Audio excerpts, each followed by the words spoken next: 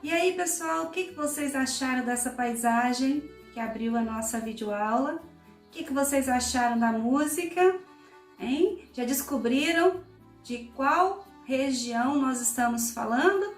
Alguns aí já devem ter pensado, nós estamos falando de alguma região da Europa, não é, professora? Não, a nossa aula é sobre a agricultura regional brasileira. Então, a paisagem aí é do Brasil, na região sul do Brasil. Viaja com a gente? Vamos conhecer um pouquinho mais sobre essa região? Bom, iniciando a nossa aula de hoje sobre a agricultura regional brasileira, eu gostaria de convidá-la a analisar novamente o mapa aonde mostra a divisão das capitanias hereditárias no Brasil. Vamos analisar o mapa? Observe aí as divisões entre Portugal e Espanha e as divisões que o Brasil fez das capitanias hereditárias que iniciava ali no litoral e ia até a linha de Tordesilha. Observe onde fica a região sul. Estão observando aí que esta região estava fora dessa linha do território pertencente a Portugal? Pois bem, esse aí é um fato importante para iniciarmos a nossa aula. Por quê?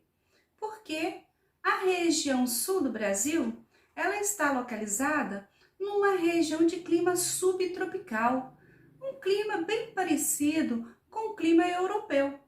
Bom, se relacionarmos a atividade agrícola ao tipo climático, nós vamos perceber que as produções agrícolas desta região poderia também se desenvolver na região da Europa, já que as duas têm o mesmo clima.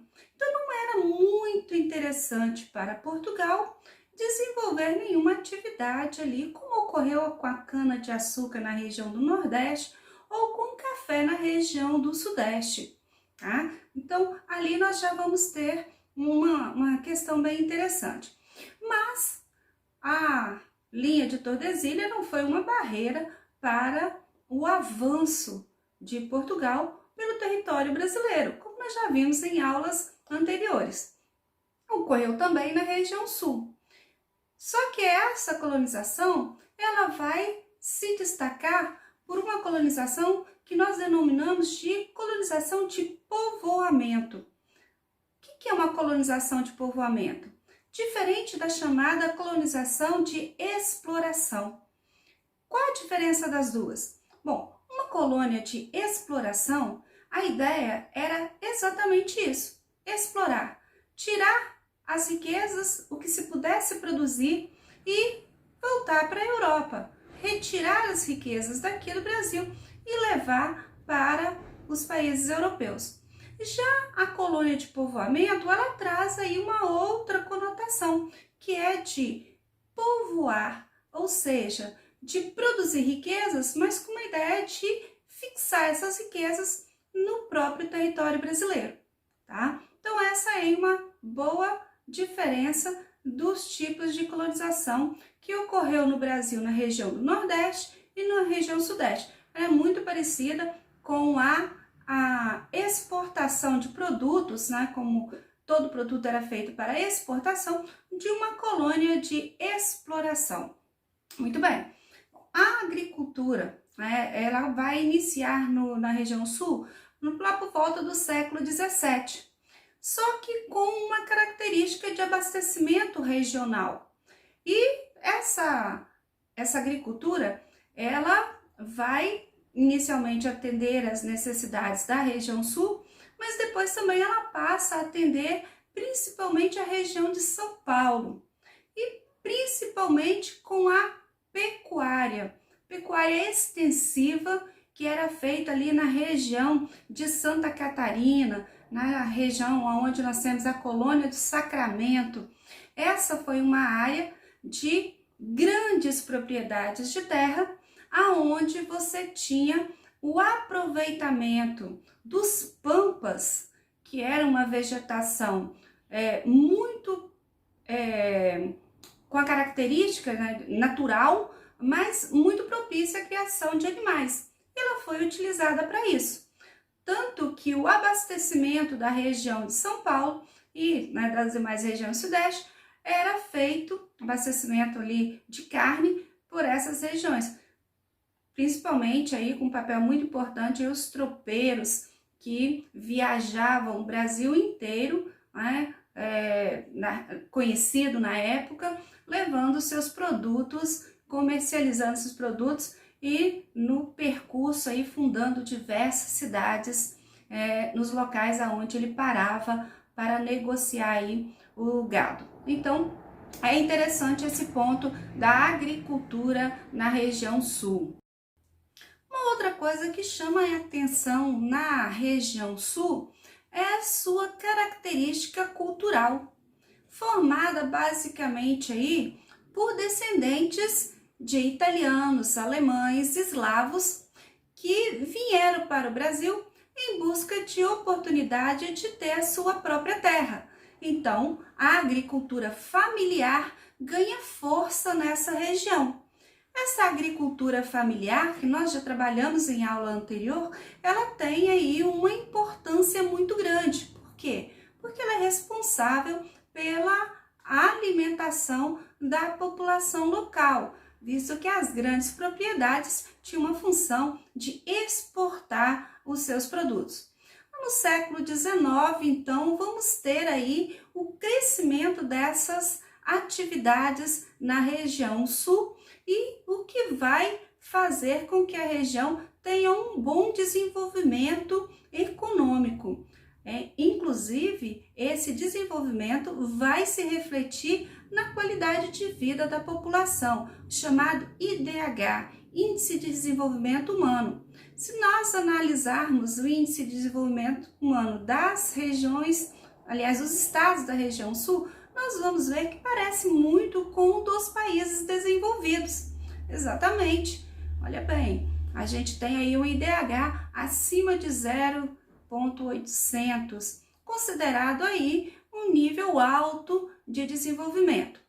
Bom, a atividade agrícola atual desta região, ela já modificou um pouco, ela ampliou o processo de mecanização. E você pode perguntar, mas a atividade familiar agora mecanizada, já que uma característica da agricultura familiar é o trabalho braçal da própria família? Exatamente. Só que nós vamos ter aí um decréscimo do número de filhos dessas famílias. Essas famílias, quando vieram para o Brasil, eram famílias numerosas, de muitos filhos.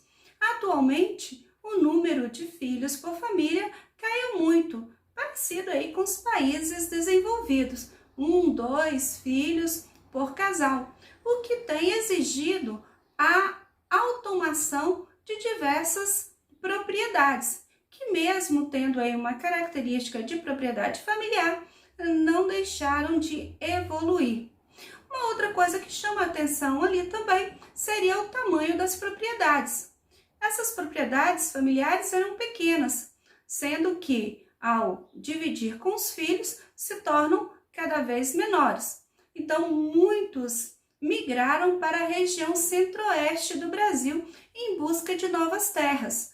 Exatamente aí uma coisa bem interessante, tá? A região sul do Brasil vai contribuir muito para o crescimento da agricultura na região centro-oeste, que é tema da nossa próxima aula.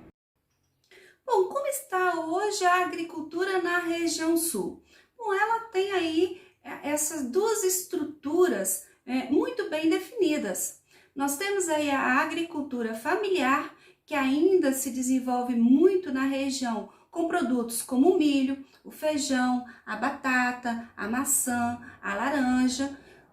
Temos também a monocultura empresarial, aquela voltada mais para o atendimento ao mercado externo, como, por exemplo, o cultivo da soja, do trigo e do arroz, além do algodão, da cana-de-açúcar, que são aí produtos produzidos mais na região do Paraná, já na divisa ali com São Paulo.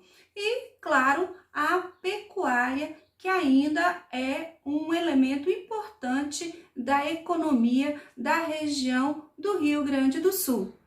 Além, claro, do extrativismo natural da erva mate, um produto típico da região que tem ganhado aí um mercado interno muito grande, principalmente com a expansão da cultura da região sul para a região centro-oeste do Brasil. A área bovina lá na região do Rio Grande do Sul, tanto na produção de carne quanto na produção de leite, além dos ovinos. Mas a região do Paraná tem uma grande criação de suínos, sendo aí responsável por abastecimento tanto interno do Brasil, como também para o mercado de exportação. Além, claro, das aves, que nós vamos ver aí também como um elemento forte dessa região, tanto na produção de carne, quanto também na produção de ovos. Então, como nós podemos ver, a agricultura na região sul vem também passando por transformações, e essas transformações têm feito com que o campo produzisse cada vez mais e se tornasse competitivo no mercado, tanto nacional, interno, quanto internacional. Então, pessoal, essa foi mais uma aula, espero que vocês tenham gostado.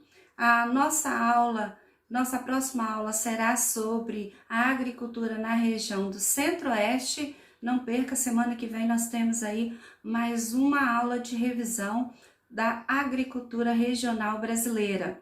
Se você gostou da aula, não esqueça de dar o seu like, inscrever no nosso canal, fazendo aí com que ele chegue a mais pessoas. Tá? Bom estudo e até a próxima semana.